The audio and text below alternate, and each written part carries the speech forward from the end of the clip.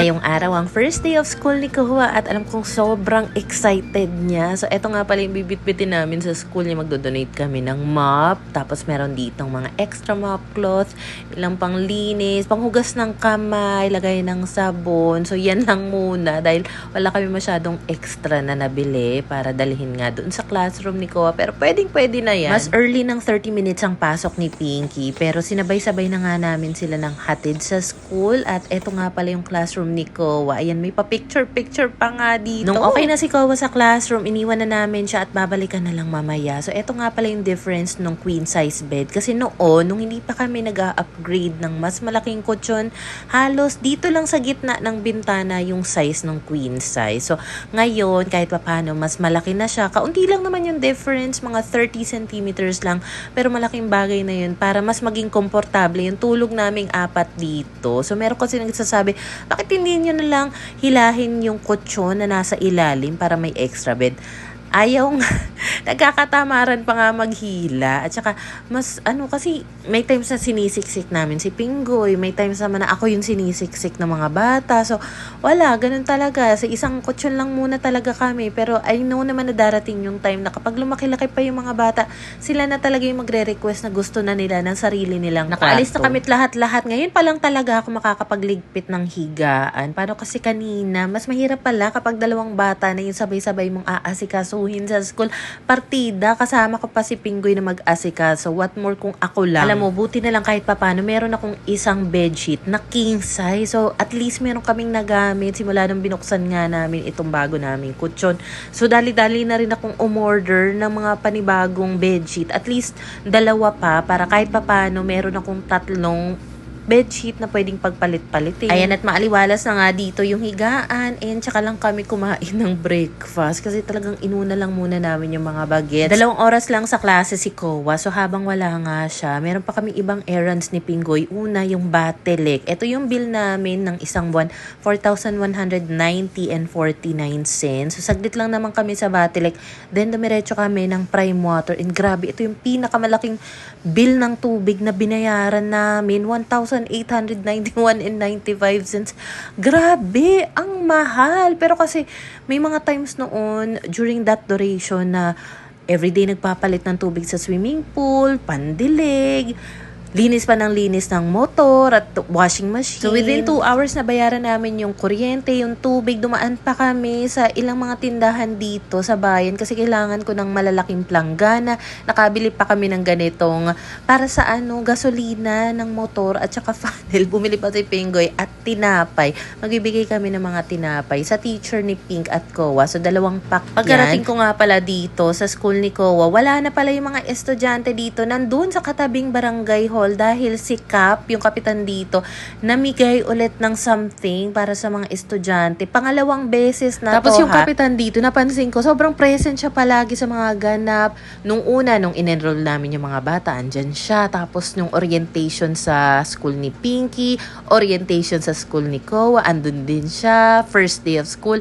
As in, always present. Parang ang sipag-sipag. So, itong mga pinamigay, parang siya, health kit na ang daming laman. As in, parang hindi tinipid. Magkatabi lang yung school ni Pinky at ni Kuya. Malapit lang naman siya, pero kasi kapag lalakarin mo siya, especially kapag tirik na tirik yung araw, nakakapagod din, nakakaawa yung mga bata. Kaya, yun din talaga yung main reason kaya pinagawa namin itong luma naming motor. So, bago kami umuwi, dumaan muna kami sa kanto para bumili ng tilapia, bigas, something na magagamit ni Pinggoy sa pagluluto niya nga ng lunch. At eto nga pala yung view kapag pumapasok kami dito sa may malaking gate. O, diba? Sobrang daming puno sa paligid. Naghahanap ako ng malaking planggana para talaga pwede nilang mababaran instead na doon sa swimming pool. Kasi nabutas ba naman yung swimming pool na iniwan ng tita Shera nila? So, planggana na muna. Yun na nga yung pinakamalaki. Gusto ko sana yung medyo mataas pa pero pwede na yan. Nagsindi na rin ako ng scented candle dito dahil isda nga yung ulam namin, ginataang tilapia, tapos may pechay, ang sarap. So, ito yung laman nung health kit na pinamigay kanina kina Kuya.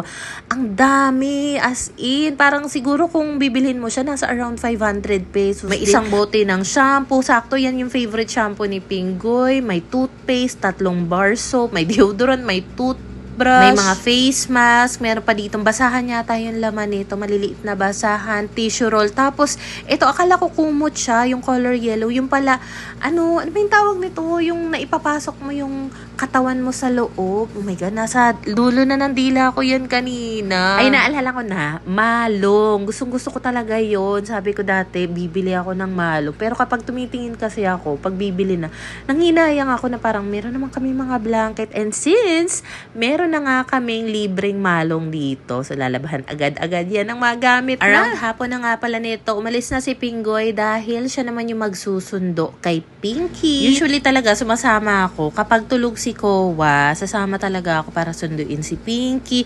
Kaso kasi, ayoko naman na magsiksikan kami. So, grabe namang 4 yan. Magsisiksikan sa isang single na motor. So, si Pinggoy na lang para ayan, kahit paano komportable sila dito sa motor pa uwi. Actually, meron pa talagang isang issue itong motor na to. Kasi kapag nilalagyan nga siya ng gasolina, eventually, nawawala yung gasolina, tumatagas, naglilik. I don't know. Kaya, ang ginagawa na lang ni Pinggoy, kaya rin siya bumili kanina sa bayan ng galon para kapag bibili ng gasolina sa gasolinahan, doon na lang muna sa galon, tapos maglalagay na lang siya ng konti-konting gasolina doon sa motor. Well, anyway, pagka uwi nga ni na Pinky, etong si Kowa nag-request, gagawa daw siya ng mini donuts para sa kanila ng ate niya. And buti na lang din talaga, merong Maya na pancake mix na maliit talaga. Kasi yung regular size na to, na medyo malaki sa ginagamit namin, parang sobrang dami noon para sa kanila, hindi na nauubos. Pero yung super liit na pack nito, around 22 pesos lang siya.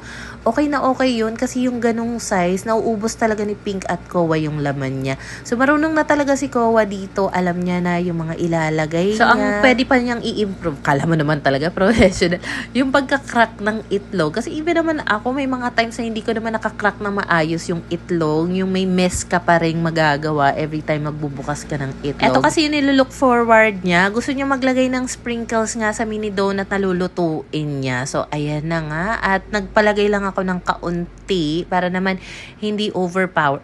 Nagre-request nga siya, nagawa naman daw kami next time ng cookie. So, yes, next time. Basta makapag-grocery kami ng ingredients, gagawa kami. Kasi, working naman yung oven na nabili ko nung kailan bago kami lumipat. Kasi nakapagluto na doon ng steak si Shera, nakapagluto na si Pinggoy doon ng lechon belly. Nakapagluto na rin si Pinggoy doon sa oven ng chicken inasal. Pero doon niya sa oven niluto. In fairness, okay naman. Dati kasi kapag nagluluto siya ng chicken inasal, gagamit pa siya ng uling, magsisiga siya, ganyan. Magigrill ba? Pero pwede rin naman pala sa oven, lutuin yun. Masarap din naman, lalo na kapag masarap talaga yung timpla. Anyway, balik na tayo dito. Ito, ginaguide ko lang si Ko sa pagtatanggal ng donuts dito sa donut maker. Kasi kapag hindi pa siya ganun kalutong-luto talaga, kapag tinry mo siyang tanggalin, medyo didikit-dikit pa siya sa donut maker. And alam mo ba, habang ine-edit ko nga to, ngayon ko talaga na-appreciate yung bintana dito sa may lababo area. Kasi, ayun, kita mo, ang liwanag niya. Mas maganda yung lighting sa loob ng kusina gawa ng mga bintana. Ito naman yung last batch ng niluto namin mini donuts. Mukhang hilaw pa kaya medyo patagalin pa natin siya dyan. So ayun lang naman yung mga ganap for today's video.